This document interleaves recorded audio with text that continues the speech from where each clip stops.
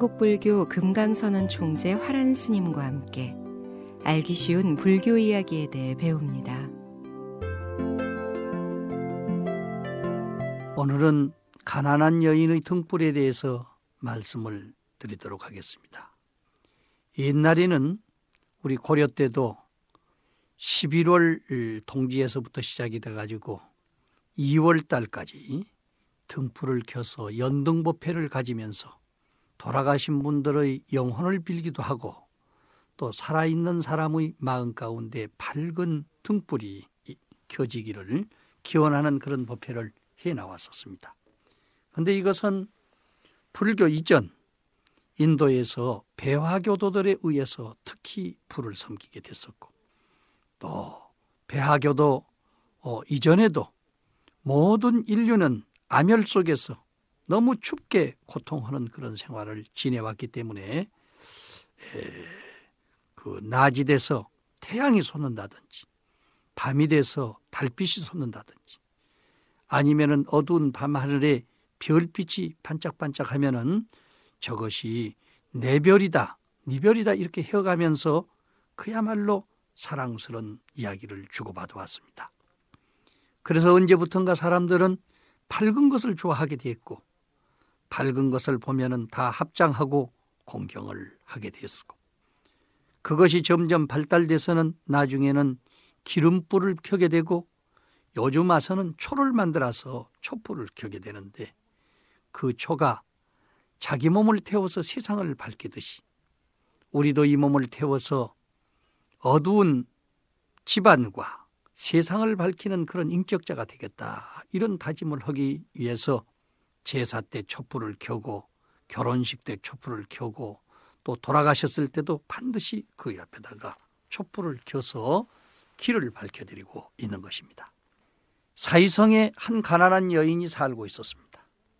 그 여인은 너무나도 가난했기 때문에 이 집 저 집 다니면서 밥을 빌어서 겨우 목숨을 이어가고 있었어요.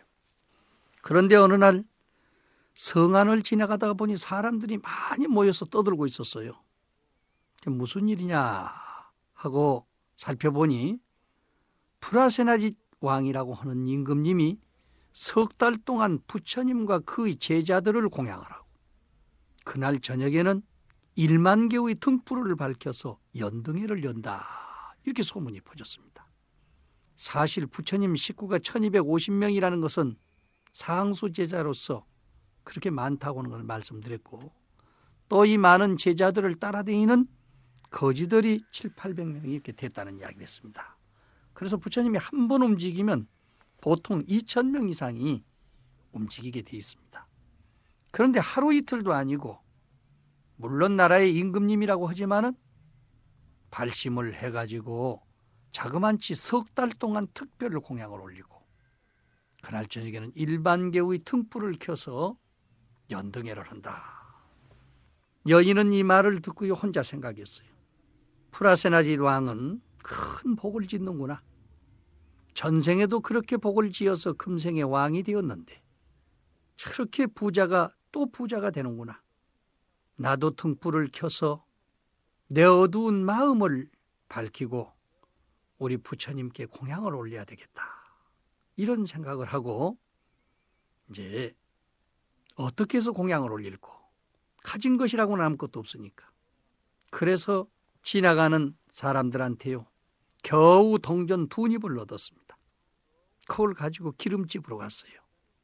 기름집 주인이 야단을 쳤습니다. 이 미친 여자야 그까지 동전 2닙을 가지고 무슨 기름을 사려고 해. 한 방울도 좋으니까 정성껏 주십시오. 돈이 너무 적어서 그런다면 내 옷이라도 다 바칠게요. 그 헌옷을 갖다 못에 써 다 떨어진 거지 옷을. 그러나 도대체 그대는 뭐 하려고 기름을 살려고 하느냐. 저는 부처님한테 등불을 켜드리고 싶습니다. 나라의 임금님께서는 1만 개의 등불을 켜는데 다만 1개의 등불이라도 켜서 내 마음을 밝히고 싶습니다. 그렇다면 진즉 말하지 그랬어. 나도 부처님을 존경하고 진실로 사랑한다. 부처님은 만나뵙기 어려운 분이요. 그대에게 내가 기름과 종지를 한꺼번에 주겠다. 그래서 그냥 한 종지에다 기름을 가득 부어가지고 줬어요. 그러나 나라의 임금님이 등불을 부처님 앞에 켜는데 감히 길거리의 여인이 부처님 앞에 등불을 켤 수 있습니까? 저쪽 가에 가다가 부처님 화장실 옆에다가 등불을 하나 켜놨어요. 그리고 발언을 했습니다. 부처님, 보잘것없는 등불이지만은 이 인연으로 내 생에는 꼭 부처가 되게 해 주십시오. 이렇게 발언하고 그 등불을 멀리서 지켜서 바라보면서 합장하고 기도드리고 있었습니다. 밤이 깊어지자 모든 등불이 다 꺼졌습니다. 유독 하나의 등불만이 홀로 빛나고 있었어요.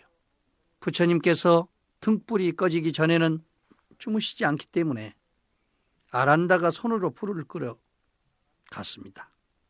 그러자 부처님께서 말씀드렸어요. 아사라, 아란다야, 그 불은 손이 아니라 부채로 꺼도 꺼지지 않게 돼 있다. 마음씨 착한 여인의 서운의 등불이기 때문이다.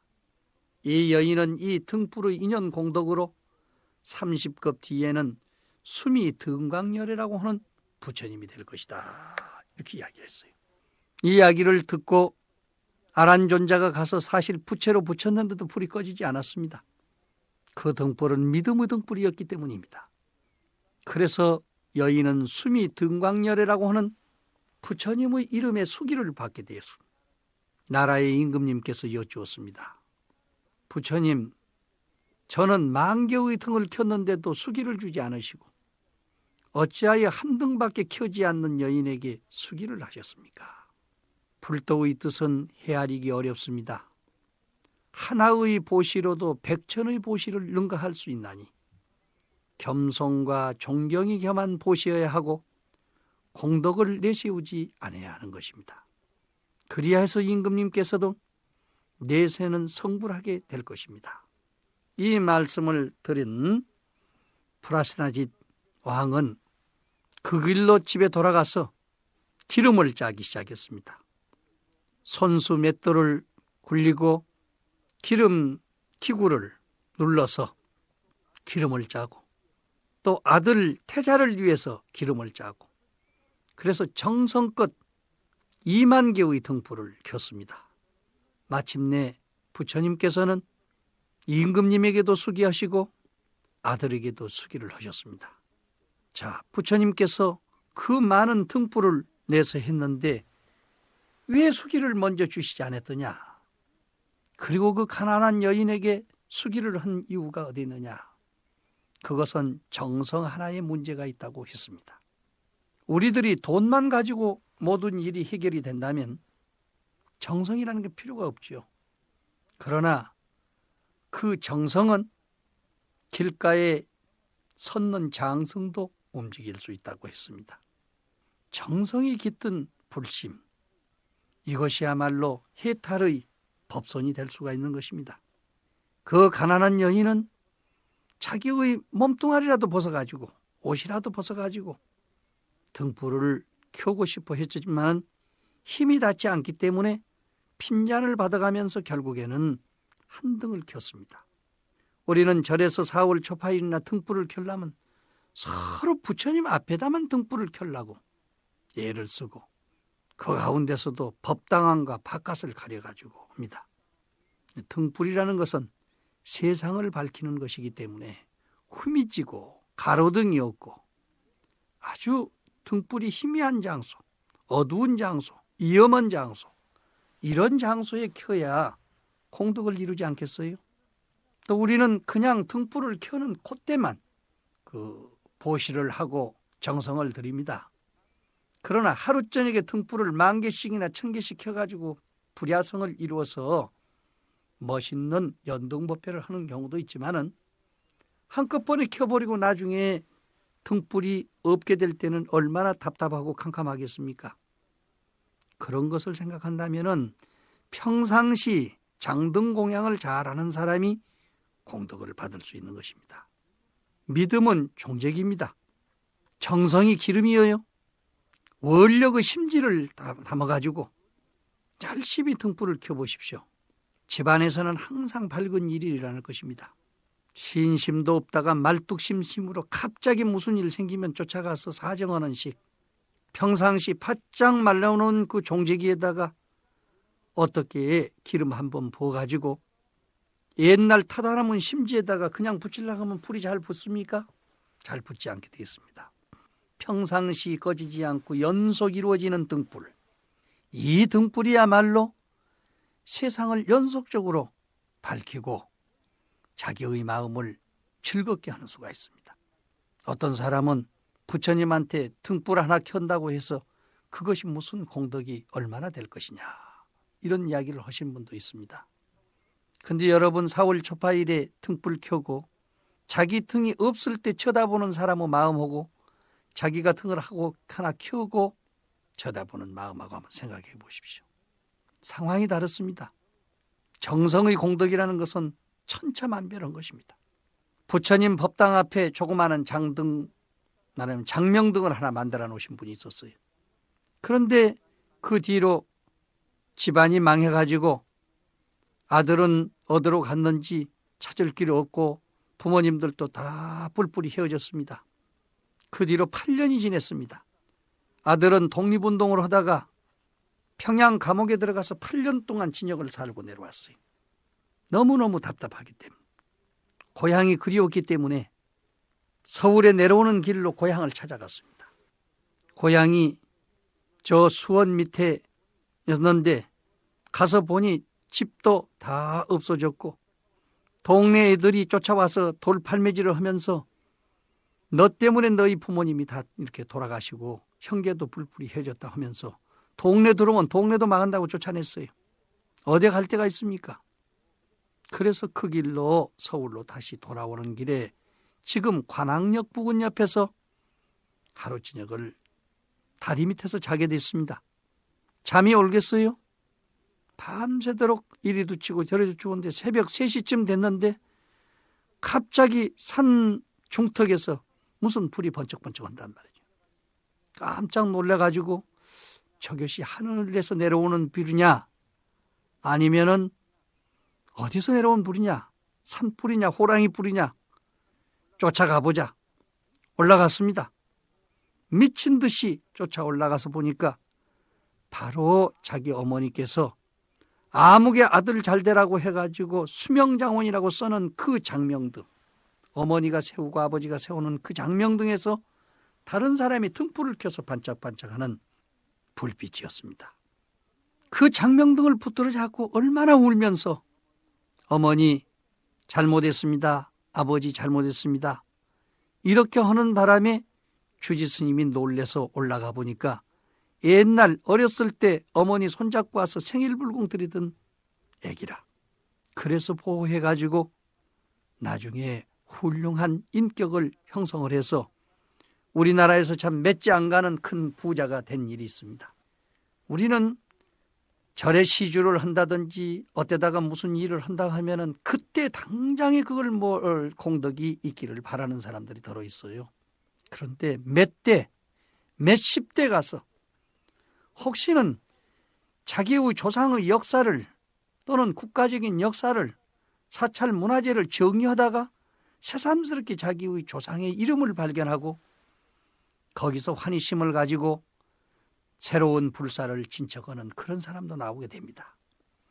그렇기 때문에 우리가 무슨 그 꼭 공덕을 바라고 조건부에서 불사를 짓는다는 것보다는 정성스러운 마음에 의해서 모든 것을 신명을 아껴가면서 하지 않으면은 그야말로 그 신명을 불사할 수 있는 정신적인 요소가 그 가운데 정령으로서 안치되어 있다가 마지막에는 자손 대대로 깨우침을 줄 수 있는 좋은 자량이 될 수 있기 때문에 꼭 우리 가난한 여인이 등불 하나 켰으니까 나도 이제 성불을 수기받아야지, 이런 마음의 자세가 아니더라도 정성을 다해서 무슨 일이 있을 때 동참하시고 절간에다가 소소한 등불 켤 때 거기서 꼭 무엇이 밝아진다 이런 것보다는 내가 한 등의 등불을 시주함으로 인해서 사찰 운영도 돕고 어두운 길도 밝히고 자손의 수명 장원도 보증할 수 있는 그런 정신적인 교육을 하고 있는 것이다. 이렇게 생각한다면은 조금 더 서운하지 않게 멋있는 그런 불사를 해나갈 수 있다고 생각됩니다.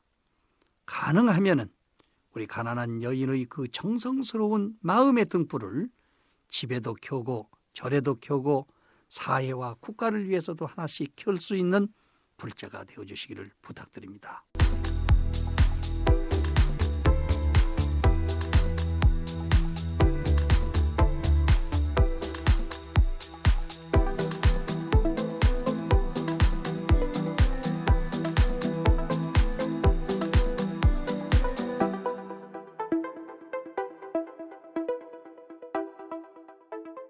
어제는 가난한 여인의 등불을 말씀드리면서 이 사회가 더욱 밝고 어두운 것이 없어지도록 기원하는 그런 말씀을 드렸습니다. 오늘은 기수급 고도곤을 지었던 수다타 장작의 매너님에 대한 이야기를 하도록 하겠습니다. 수다타 장작의 매너님은 이름이 옥야입니다. 이분은 대대로 아주 부잣집에 태어나가지고 더군다나 무남동녀입니다. 그렇게 해서 우리 소위 수다타 장작의 아들과 결혼을 하게 됐는데, 결혼을 해서 시집을 와서 보니까 수다타 장자는 이제 신흥재벌이기 때문에 그 부자의 전통, 가풍이 매우 짧습니다. 또 자기는 전례대로 내려오면서 바라문교를 신앙을 해왔는데 시집을 와서 보니까 수다타 장자는 불교를 믿으면서도요, 가난하고 고독한 사람들을 중심으로 해서 많은 베풀물 하고 있습니다. 그래서 누가 됐든지 오면은 다 보시를 하게 되고, 특히 불교의 수행자들이 오면 길가에라도 엎드려서 절을 하신단 말이죠. 이렇게 하기 때문에 수다타 장자의 며느리인 옥야가 볼 때는 참 세상에는 천덕꾸러기도 많구나. 어떻게 돼가지고 저렇게 불쌍한 사람을 살피는 것도 좋고 또 고독한 사람들을 보호하는 것도 좋지만은 그 거지나 다름없는 불교 신도들, 특히 불교의 스님들을 향해서 길가에 엎드려가지고 절을 다 한다니 전 존경할 만한 대상도 되지 않는다. 그래서 시아버지와 시어머니도 제대로 모시지 않고 남편도 제대로 섬기질 않습니다. 자기 생각대로 돌아가요. 저녁 때가 되면은 초저녁부터 누워서 자게 되고, 아침이 되면은 발밑에까지 햇살이 와도 잘 일어나지를 않고, 종도를 한 20명씩 이렇게 사용을 해가지고 제 마음대로 세상을 살면서도 전혀 집안 돌아가는 내력에 대해서는 살피지를 않습니다. 그리고 또 부모님들께서 이렇게 공양을 대접하는 그런 날짜가 되면은 나오지도 않는 거예요. 특별하게 스님들을 공양청을 해가지고 대접을 해도 자기는 나오지도 않고 아주 구중궁궐에 바뀌어가지고 있습니다. 그런데 하루는요, 옆구리가 좀 이상하단 말이에요. 살펴보니까 종기가 났어요. 그래서 이제 고민을 하고 아프니까 기분도 나쁘고 이렇게 하는데, 며칠이 지나갈도록 종기가 점점 커져가지고 걱정거리가 생겼습니다. 그래서 종도를 불러다가 살살 짜봐라. 종기가 아직 익지를 않는데 건들면 건들수록 더 커질 수밖에 더 있어요. 나중에는 입으로 빨아라 해서 빨다 보니까 더욱 종기가 커지고 붉어졌습니다. 아주 옥야가 짜증을 내면서 종도를 때리고 내쫓고, 그렇게 하다가 보니까 옥야 주위에는 한 사람도 종도 옆에 지켜보는 사람이 없고, 그래서 고민에 쌓여서 있을 때입니다. 아주 더군다나 비가 오는 날이기 때문에 마음이 쓸쓸해가지고 혼자 울고 앉았는데, 밖에서 어느 분이 옥야야 하고 부른단 말이죠. 마침 그때 고향에 친정 아버지를 생각하고 있을 때인데 그 음성이 친정 아버지하고 비슷해요. 그래서 그냥 갑자기 우리 아버지가 오셨는가 하고 그냥 뛰어나갔습니다. 뛰어나갔더니 친정 아버지가 아니고 가장 자기가 보기 싫어하던 거지대장 부처님이에요. 그러나 친정 아버지가 부르는 줄 알고 뛰어가서 보니 어떻습니까? 평상시 같으면 절을 할 수가 없지요. 쳐다보지도 않습니다. 그런데 눈이 딱 마주쳐가지고 어떻게 할 수가 없어. 할 수 없이 절을 했습니다. 황공하옵니다. 부처님. 그러니까 부처님께서 당장 하시는 말씀이 옥야야, 여자란 인물 잘난 것만 가지고 미인이라고 할 수 없다. 어려서는 부모를 의지해서 살아야 하고, 커서는 남편을 의지해서 살아야 하고, 늙어서는 자식을 의지해서 살아야 돼. 아무리 잘난 여자도 이 세 가지를 면하기가 참 어렵게 돼 있다. 그뿐이냐? 태어나면서부터 부모에게 기쁨을 받지 못해. 아들 낳느냐 딸 낳느냐 물어가지고 딸 낳는다고 하면은 옛날에는 좋아하지 않았단 말이에요. 설사 귀한 딸로 태어나더라도 남자처럼 교육을 받지 못해요. 시집가서 편지나 쓰고 그런다고 그래가지고 그걸 안 가르쳐줘요. 또 결혼 때만 되면 어떤 남편을 얻어서 줄고 걱정을 태산 같단 말이에요. 거기다가 마음이 항상 남을 겁나게 해줍니다. 마침내 부모님과 헤어져서 살아야 돼. 시집가면 떨어져서 살아야 되니까 또 몸을 나무 집에 맡겨가지고 아기를 낳게 되면은 임신 출산의 고통을 겪어야 하고 일생 동안을 남의 집안 식구를 섬기면서 잠시도 안정된 생활을 할 수가 없는 것이 여인의 생활인데 어찌 그렇게 해가지고도 그 속에 또 자만심이 생겨서 마음으로 종들까지도 내쫓아내가지고 감히 네가 사랑받고 살 수 있겠느냐? 야단을 쳤습니다. 옥야는 어찌면 그냥 자기 마음속에 들어있는 것을 그대로 드러내서 말씀을 하는 것 같아가지고 갑자기 뉘우침이 눈물이 쏟아지면서 흐느끼기 시작했어요. 옥야는 상당히 단순한 여인입니다. 조문 히덕거리고 조금 하면은 그냥 슬프고 이렇게 하는데 너무 그냥 흐느끼는 바람에 자기도 모르는 사이에 종기가 툭 터져 나왔어요. 부처님께서는 손수 그 종기를 닦아주시면서 말했습니다. 시원하지? 이제 마음속으로 들어있던 탐진치 삼독의 또 거만한 마음, 의심스러운 모든 것들이 고름이 돼서 다 쏟아졌으니 이제 너의 마음이 아주 평온할 것이다. 이제부터는 평범한 여인으로 돌아가서 자연스럽게 종들을 내 집안 식구처럼 잘 살피고 살아라. 그렇게 했더니 옥야가 물었습니다. 부처님, 시부모와 남편을 섬기려면 어떻게 해야 훌륭한 여인상을 가질 수 있습니까? 세 가지 악한 일을 하지 말고 5가지 착한 일을 걸어야 된다. 세 가지 악한 일이라는 것은 해가 저물기 전에 먼저 잠자리에 들거나 날이 새도 일어날 줄 모르는 그런 여인이 돼서는 안 돼.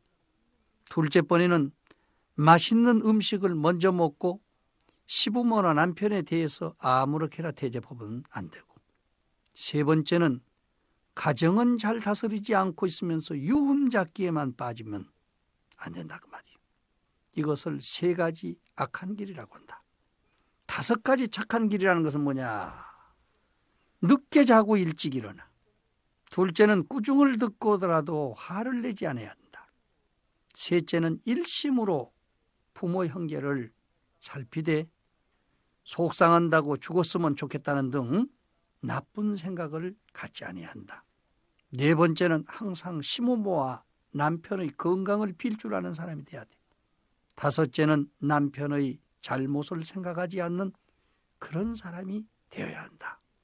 이 역시 옥야가 평상시 해왔던 그 일들을 그대로 지적해서 말씀해 주신 것 같아요. 어찌면 그때의 상황으로 볼 때는 옥야가 하고 있었던 일은 이 세상의 모든 악녀들이 하고 있었던 일을 대표적으로 실천하고 있던 것이 아닌가 생각이 됩니다. 그래서 마음속에 크게 뉘우침을 가지고 정말로 이래서는 안 되겠다 이런 생각을 가지고 있을 때 부처님께서는 정말로 훌륭한 아내 되는 도리를 5가지를 설명해 주십니다. 첫째는 어머니와 같은 아내가 되어야 된다. 어머니가 자식을 사랑하는 그런 마음으로 남편을 보살필 수 있는 자세가 이루어져야 돼. 둘째는 신하와 같은 아내가 돼야 돼. 신하가 임금님을 섬기는 마음의 자세로서 그렇게 남편을 섬길 줄 아는 사람이 집안이 잘 될 수 있다. 세 번째는 누이와 같은 아내가 돼야 돼. 누님 동생이 서로 다정하게 대화 나누는 것 같은 그런 마음의 자세. 네 번째는 노비와 같은 아내가 돼야 된다. 노비가 주인을 섬기는 그런 마음의 자세로서. 그렇지만은 여자는 언제나 여자거든. 그러니까 다섯째는 아내와 같은 아내가 돼야 된다. 이와 같이 어머니와 같은 아내, 신하와 같은 아내, 누이와 같은 아내, 노비와 같은 아내, 아내와 같은 아내가 되는 사람을 현모양처라고 이렇게 부르게 된다. 얼마나 부처님은 간결하면서도 명료한 법문을 했습니다. 오늘 제가 이런 말씀을 드린다면 어찌면 또 남편 되시는 분들은 박수를 치실란지도 모릅니다. 그러나 훌륭한 아내를 거느리고 살려면 훌륭한 남편이 되지 않으면 될 수가 없습니다. 이걸 놓고 반대로 한번 뒤집어서 생각해 보십시오. 어머니와 같은 아내라 하면은요, 정말로 아버지와 같은 남편이 돼 있는가를 한번 보시란 말이에요. 신하와 같은 아내라 하면은 주인과 같은 임금님과 같은 남편 노릇을 하고 이엄을 지키고 살고 있는가를 생각해 보셔야 됩니다. 누이와 같은 아내라면 정말 부부지간에 다정다감한 면에서 남편 노릇을 잘하고 있는가? 권위만 주장하고 있지 않는가? 생각해 봐야 된단 말이에요. 노비와 같은 아내라면 과연 내가 주인 노릇을 하고 있느냐? 노비들에게 먹을 것도 주고 휴식도 주고 편안하게 안심하고 일할 수 있는 그러한 자세를 주고 있느냐? 아내와 같은 아내라면 남편과 같은 남편 노릇을 제대로 하고 있느냐? 이렇게 뒤집어서 생각을 해보시면 잘 이해가 될 수 있습니다. 언젠가도 내가 한번 말씀드렸습니다. 불교가 아니어도 민속신앙으로 전례로 내려면서 우리는 고사를 지냅니다. 고사를 지낼 때 한국 사람들은 항상 삼색과일을 놓고 지내요. 첫째, 밤을 앞에다 놓습니다. 밤은 여인을 상징합니다. 여인은 밤을 조심해야 되기 때문에 밤이라고 하는 것은 곧 여인으로 상징됩니다. 대천은 오른쪽에다 놓는데 바로 남자를 상징합니다. 아침 조자로 통것이 대초 조자가. 아침에 일찍 일어나서 청소하고 부모님께 문안 드리고 이게 남자가 해야 할 일이라고 그랬습니다. 그래서 여자는 밤에 조신하고 남자는 아침에 일어나서 남자 일을 잘하되 가운데다가 감 놓지요. 감맛에 의해서 꽃감맛에 의해서 이 둘이 조화를 이루어서 집안을 잘 살펴가야 됩니다. 그 앞에다가 시루떡 놓지 않아요? 시루는 가루입니다. 온갖 가루가 한테 모여서 적당히 물을 부어서 쪄놓으면 곱곱하게 맛있는 떡이 되고 누구도 함부로 칼을 가지고 비더라도 잘 비워지지 않습니다. 이것은 시부모와 남편과 형제들과 아내가 전부 한 덩어리의 떡이 되는 것을 상징합니다. 단합을 상징합니다. 결합을 이야기합니다. 그 위에는 돼지 머리를 놓지요. 돼지는 꾸정물만 먹고도 살이 쪄서 모든 중생들에게 공양을 하고 영양소가 되고 있습니다. 굳은 것 먹고도 열심히 일해서 이 집안을 부자되게 만드는 그런 역할을 하겠다고 하는 것을 다짐하는 겁니다. 명태를 놓지요. 명태는 잠을 자도 눈을 뜨고 자거든요. 도둑놈 잘 지키겠다는 상징입니다. 거기다 또 실을 놓습니다. 실은 질서를 이야기합니다. 엉클어지면 가위로 잘라서 토막토막 써야 됩니다. 그러나 잘 엉클어지지 않겠으면 처음부터 끝까지 그 집안이 어른부터 아이까지 장수하고 대대로 이어가는 데 걱정이었기 때문에 장명사, 명이 길고 영원한 생명을 유지하는 가풍의 상징으로서 쓰고 있는 것입니다.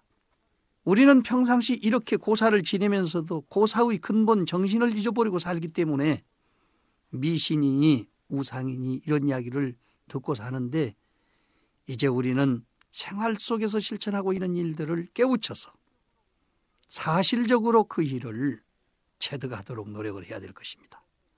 옥야는 이 일로 인해서 마음을 크게 뉘우치고 부모와 남편을 잘 섬김으로써 결혼 후 10년 동안까지 아기를 낳지 못하다가 마침내 3년 터울로 세 아들을 낳게 됩니다.